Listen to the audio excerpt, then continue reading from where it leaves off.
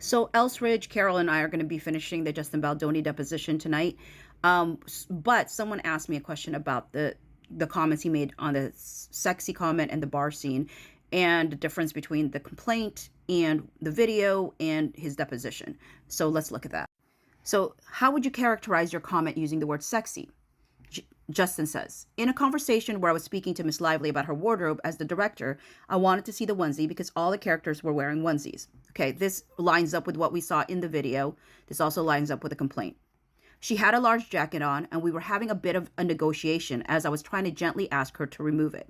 We also see this in the video. And like many conversations with Miss Lively, there's a back and forth that can go on for quite some time. And it got to the point where I believe I said to her that it looked hot, to which she replied earlier she had said she thought it was cute and that's why she wanted to wear it. Okay, so we see that this is the case. You know, he said, like, are you comfortable? Like, this look, it looks hot. I think it's pretty hot, you know, kind of thing. Talking about the heat. Now, I thought it was the heat of the room, but maybe he could have been talking about her onesie. That's also a possibility. But he said it was because of the room. And I think it was probably because of the room. I'm more likely to believe that he remembered earlier rather than now, right? Though he has the basic premise. But it says that she had thought it was cute. So she didn't use the word sexy for herself. She thought it was cute. I don't know why she thought it was cute. I'm going to say that. I don't know why she thought it was cute. And that's why she wanted to wear it. How did she become a fashion icon? I don't even know. And then I had said it down the line. I had said it looked hot. And she said, that's not what I was going for. Now, I don't hear that at all. All I ever heard him talk about was the heat of the room. So maybe if this is the case, then he's backing up what Blake Lively said, which he never said in his original complaint. In his original complaint, he always talked about the heat of the room. And so he goes, and then I made a joke. I said sexy. Okay, that's not what we hear. We actually hear it's sexy. And it wasn't said in a joke. I wouldn't call it a joking tone. And his version in the complaint originally was to say, like, he was trying to convince her to say it was he was trying to convince her to take off the jacket because one of the things that she had wanted was her characters to have it be more sexy, like the wardrobe. So then this brings about the question of, like, well, you know, is this version closer to the truth? Because it's closer to what Blake Lively claims, right? So in it, she says she just wanted to look cute. So it's, if he was trying to repeat back her language, he would use cute, not sexy, right?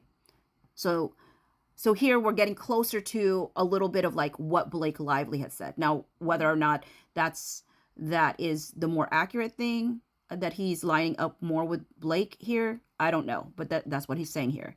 She goes, not that either. And then immediately I paused and I said, I'm sorry, did I just cross a boundary?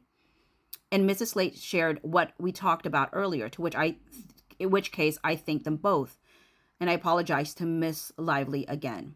So he felt bad and he apologized again. Now, the interesting thing about this thing is that Blake Lively wrote in her lawsuit as if this was two separate times. And it's interesting because she brings up in this conversation in the lawsuit, I thought she was talking to Jenny Slate, but to me, it's like, well, why would she be bringing this up to Jenny Slate if Jenny Slate was in the space with her at the same time? So now I'm like rethinking about that part in the lawsuit. If I was wrong in thinking that she was talking to Jenny Slate, maybe she was talking to somebody else. And then he says, and I was in the middle of, getting everything ready. I think at one point I let Miss Lively know that she had something in her teeth before filming because we were getting ready to go shoot. And then I came back later, 5 minutes later, before we started filming. And I thank Mrs. Slate for what she said. Now, this is really interesting because, again, this lines up a little bit more with what Blake Lively said, which was that after he said something, he walked away. Right? So that is an interesting thing because I watched that video and he never walked away. And it almost makes me wonder if Justin is replacing his own memories with Blake Lively's version. Because his complaint is closer to what we saw in the video. So it's kind of an interesting thing. I don't know if it's sympathy or empathy for Blake, but like the back of video lines up with his complaint more than what he's saying here, which is interesting.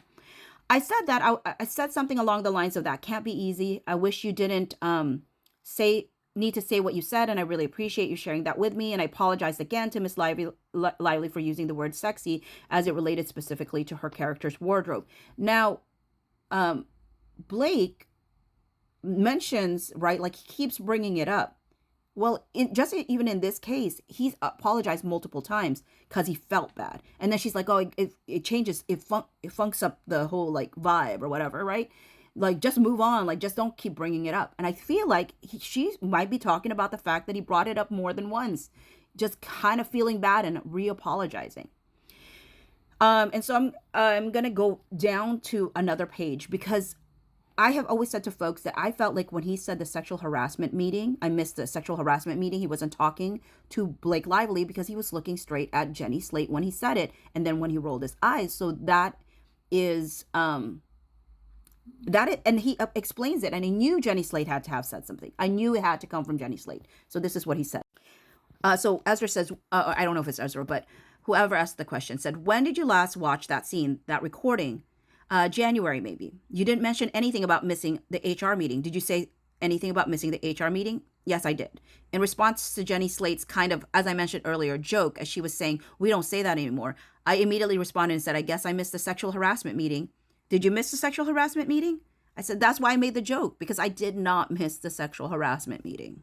So for folks who are saying, well, Justin lied, you like, look at this look at the deposition versus the complaint. I will say this. I don't think Justin Baldoni lied, but I do think that he did make it closer, in essence, to what Blake Lively had said in her complaint. And yet, his complaint and the video line up more. So why he is leaning towards more Blake Lively's version of things when we actually have footage that shows otherwise makes me go, is there any other video? This is the portion. And it's clear that his complaint, the way it was written, is closer to what happened than what Blake Lively said.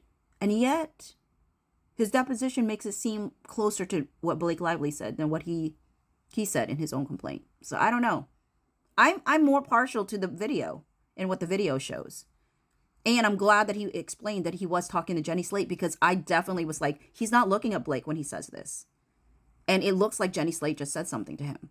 And so I'm glad that we at least have that like little bit of mystery solved.